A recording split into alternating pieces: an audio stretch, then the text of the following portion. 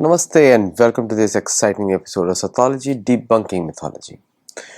तो आज जो शी और प्रेसिडेंट ट्रम्प की मीटिंग हुई बुसान में, कोरिया में हुई, साउथ कोरिया में, वो बड़ी, अभी तो उसकी डिटेल्स बाहर नहीं आई हैं, let me be honest with you, लेकिन मैं यहाँ पे कुछ एजुकेटेड गेसेस करूँगा, ठीक है। जो डिस्क्लेमर डाल दिया है सो दैट यू नो कि मैं कोई स्पेकुलेट नहीं कर रहा हूँ, एजुकेटेड गेसेस करूँगा।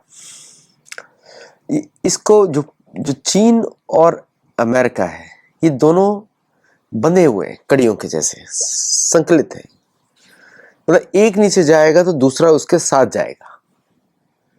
अगर ये एक साथ नहीं रहते हैं तो दोनों ही कोलैप्स करेंगे। कोई भी अमेरिका में प्रोडक्ट बिकता है, कभी कभी मैं गिफ्ट्स लेके जाता हूँ भारत में और उधर मिलता है मेड इन चाइना, मतलब जो यहाँ के लोग खरीदता हूँ, या फिर कभी मेड इन इंडिया, तो लोग बोलते हैं अरे आपने यहीं से खरीद लिया होगा।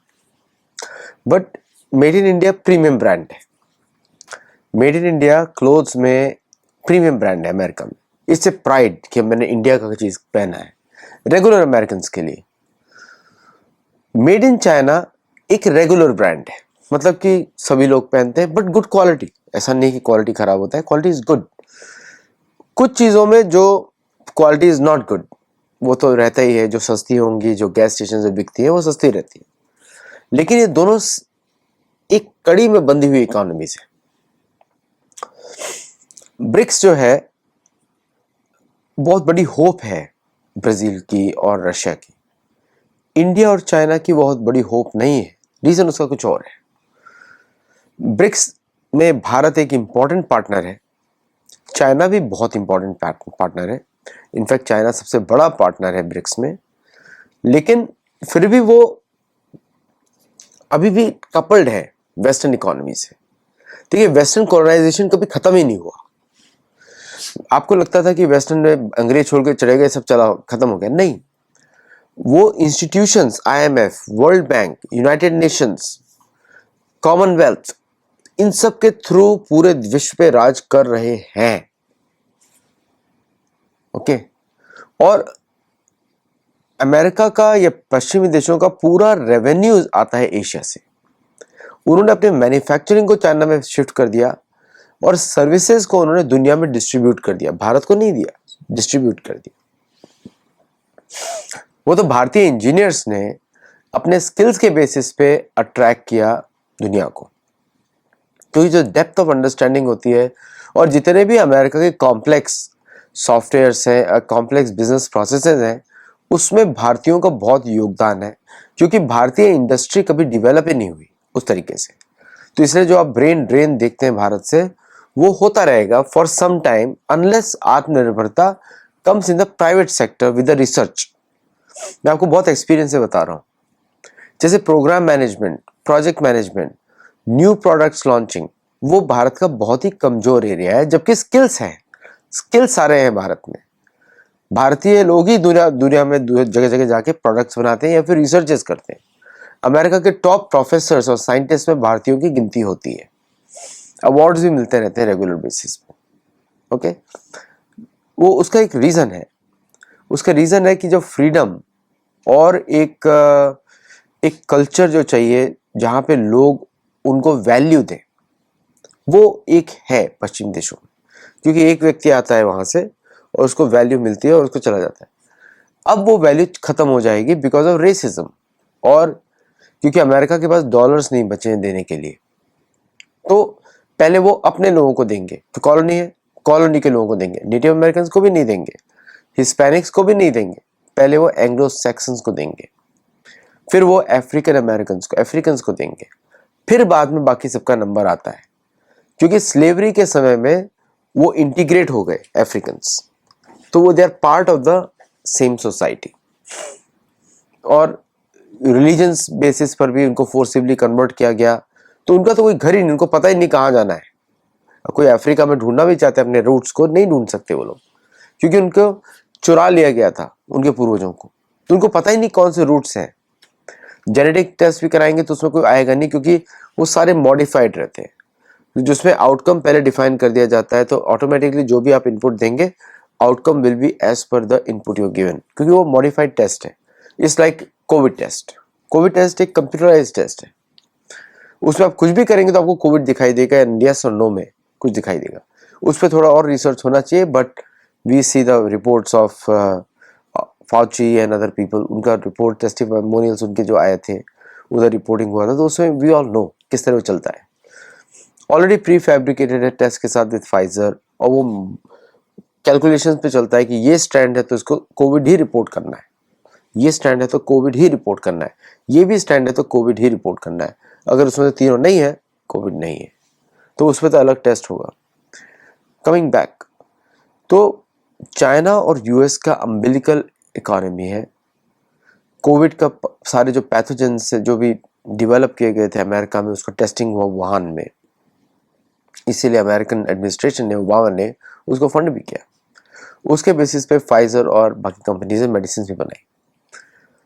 प्लस अगर आप उसको दूसरे आप टेस्ट देखते हैं, वेपन सिस्टम्स देखते हैं, अमेरिकन को मालूम था कि क्यों चाइनीज रिसर्चर्स आते हैं, वो चाइनीज इंडस्ट्री को बनाने के लिए आते हैं।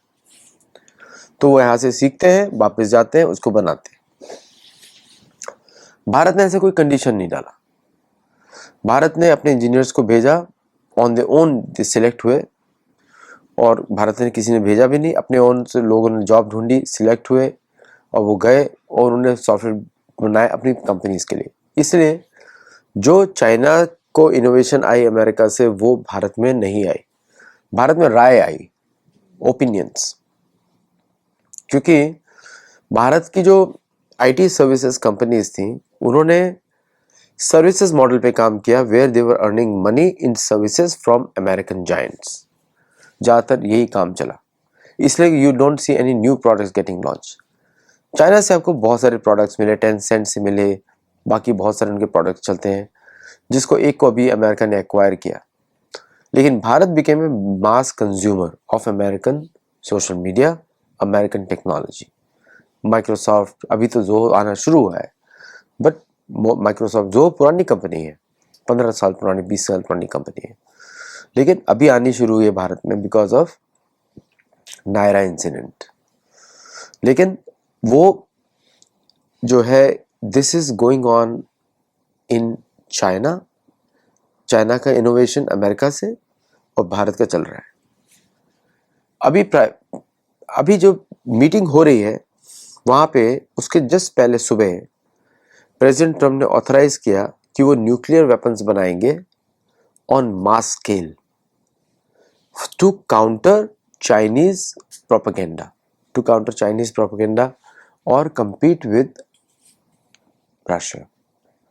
क्योंकि ये जो न्यूक्लियर वेपन्स बन रहे हैं, दीज आर रिक्वायर्ड, क्योंकि अमेरिका ने कोई मास इनोवेशन नहीं किया था, but these are required for America to have a credible nuclear deterrence against China and Russia.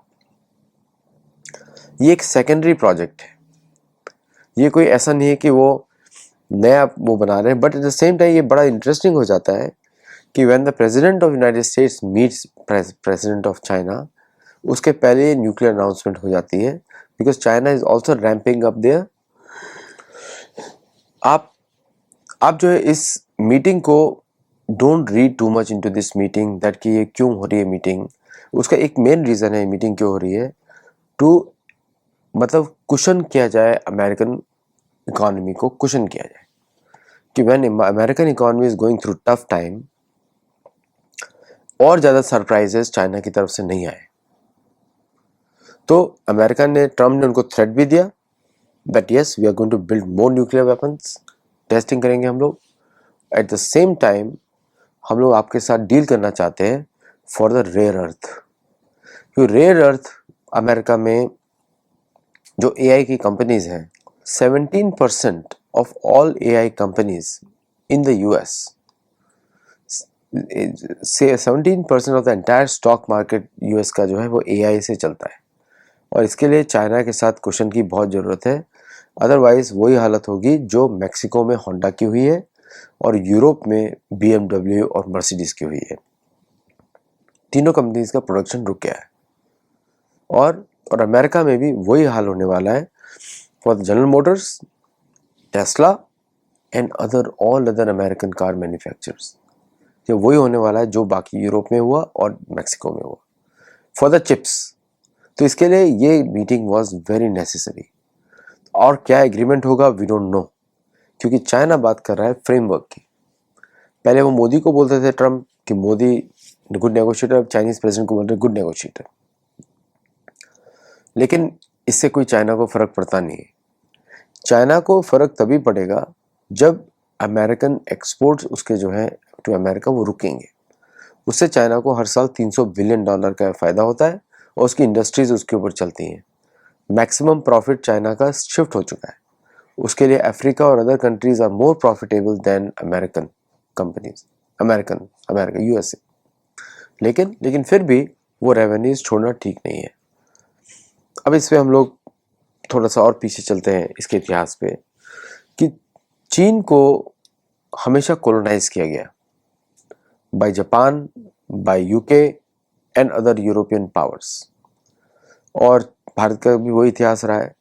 लेकिन चीन जो है उससे जल्दी निकल गया because of its aggressive military posture. उन्होंने डिसाइड किया कि हम लोग कभी भी मिलिटरीली अब डिफीट नहीं होंगे, लेकिन उनको युद्ध नहीं लड़ सकते।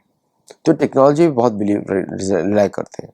जैसे कि साउथ चाइना सी में उन्होंने वेब बना दिया है सैटेलाइट्स का, लोकल रडार स्टेशंस का, और तरह तरह के वेपन टेस्टिंग वो करते हैं साउथ चाइना सी में।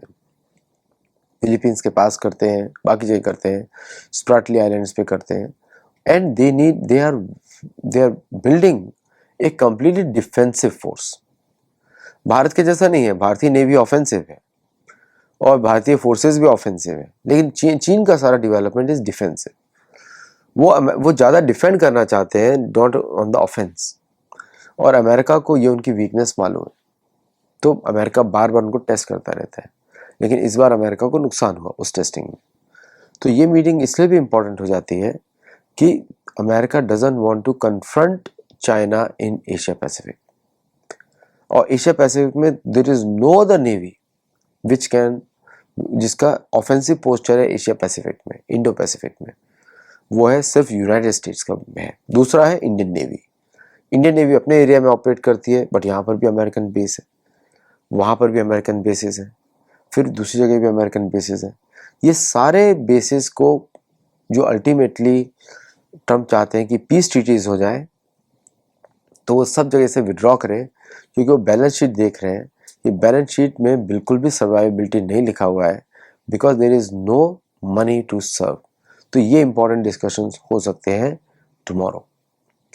आज के लिए इतना ही। Thank you all very much. नमस्ते and you will watch us more analysis on China जैसे आगे बढ़ता है। हमारे गुरुकुल में जुड़िए, हमारे मेंबर्स बनिए और मेंबर्स वाले वीडियो देखिए, आपको बहुत आनंद आएगा। Thank you.